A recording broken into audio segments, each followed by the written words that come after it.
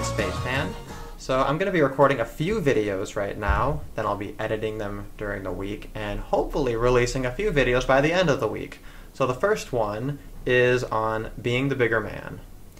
So this is a series of kind of moral adages that, you know, they're kind of like these bite-sized, disposable little things, right? People just kind of throw it out there, and generally they kind of point people in the right direction, or in a very good direction very often.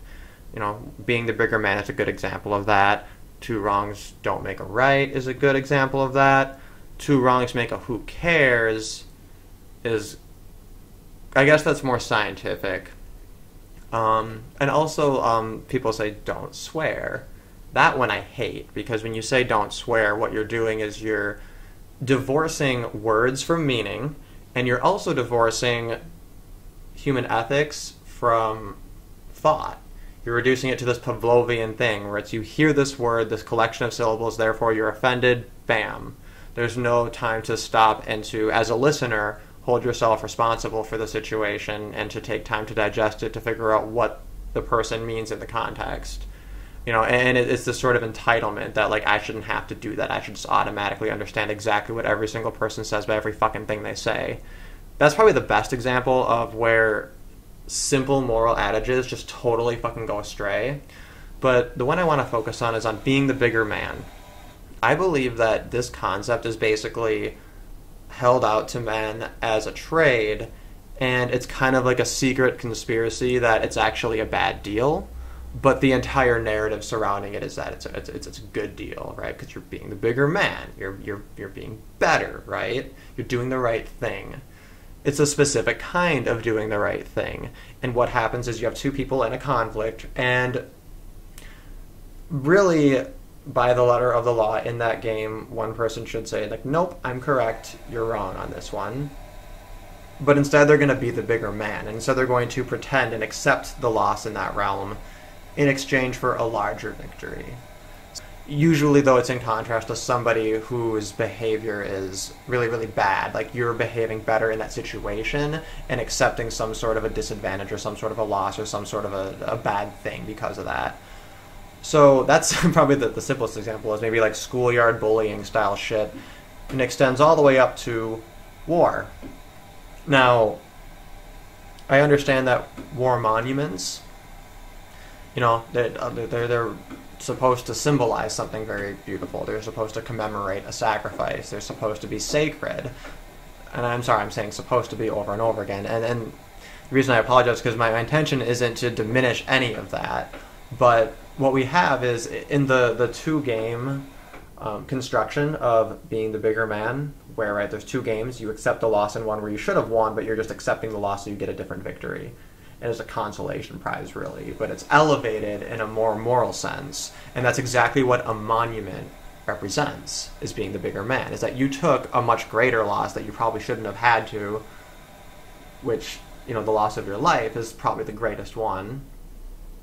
Now, I don't think it's very, very hard to see that, you know, which game is more important, right? The one of having a statue versus the one of living or dying. You can make that assertion without in any way diminishing what a monument might really mean or represent to someone.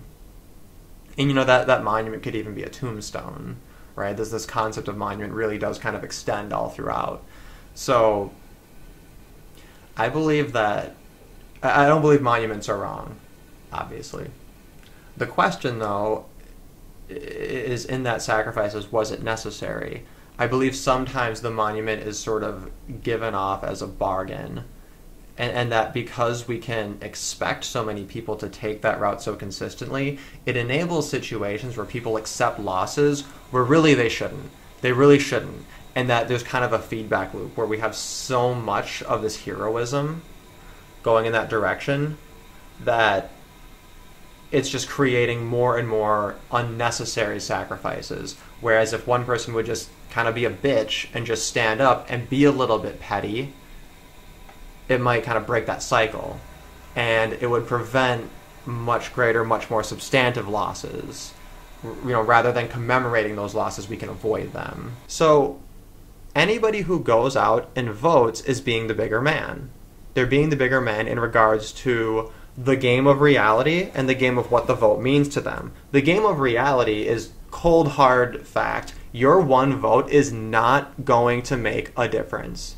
Not at all. You could even try to be like, oh, well, it'll affect the turnout rate. No, it won't. No, it fucking won't. Okay, maybe that increases your chances if we're looking at the chances of it increasing at like one percentage versus another, and then that percentage point makes a difference in terms of a talking point or whatever. It's like not a thing. Not a thing.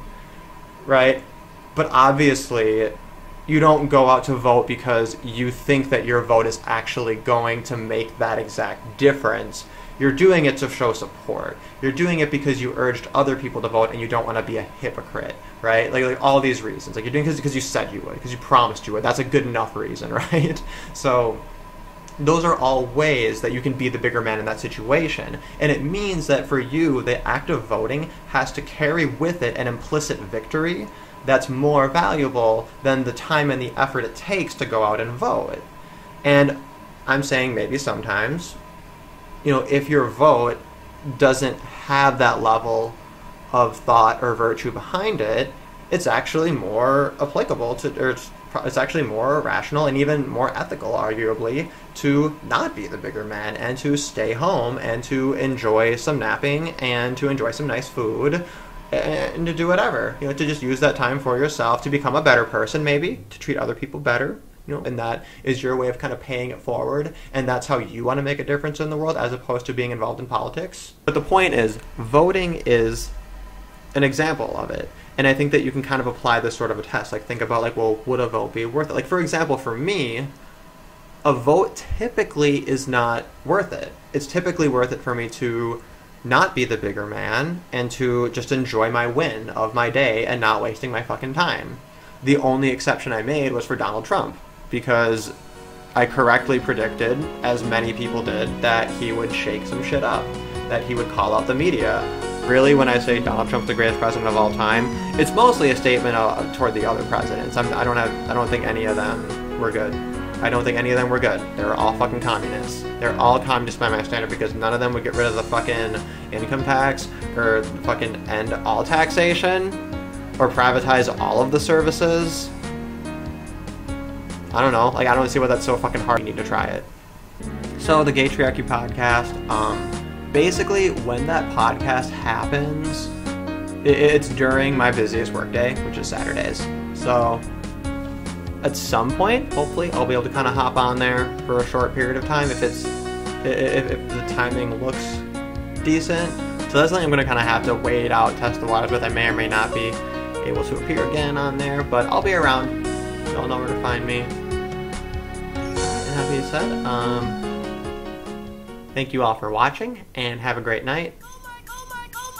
Bye.